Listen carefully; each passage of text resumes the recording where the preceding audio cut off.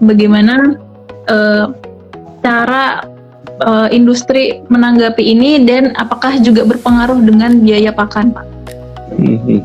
Ya, yang jelas ini tantangan ini tidak hanya satu yang mengalaminya, tapi ini adalah semuanya, seluruh Indonesia mengalaminya. Tentunya ini merupakan tantangan bagi kami yang sebagai nutrisionis. Kita harus benar-benar kreatif, sekreatif mungkin dan sefleksibel mungkin. Jadi saat ini kita tidak bisa hanya memilih saya harus pakem konsoi saja. Jadi saat ini yang semakin kreatif, yang semakin adaptif itu yang akan survive nantinya.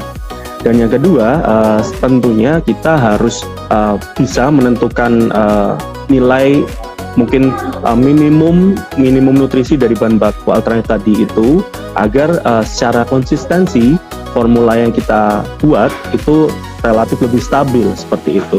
Dan tentunya saat ini kita tidak hanya berpikiran harga formula saja, tapi kita harus berfokus terhadap end produknya. Bagaimana formula yang kita pakai ini itu bisa menghasilkan performance ayam yang optimal seperti itu. Jadi mungkin ini juga jadi pertimbangan juga bagi para peternak. Jadi peternak mungkin kita dengan kondisi seperti ini jangan kalau menurut saya jangan tergesa-gesa untuk mengganti bahan baku yang mungkin bisa jadi itu bersifat seasonal atau musiman lalu diganti drastis sehingga ini berdampak terhadap performance dari ayamnya.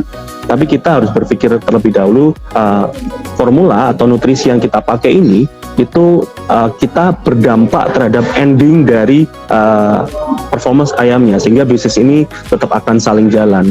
Dan tentunya dengan kondisi seperti ini harapannya secara stabilitas performance ini akan lebih baik dan secara bisnis juga akan lebih jalan seperti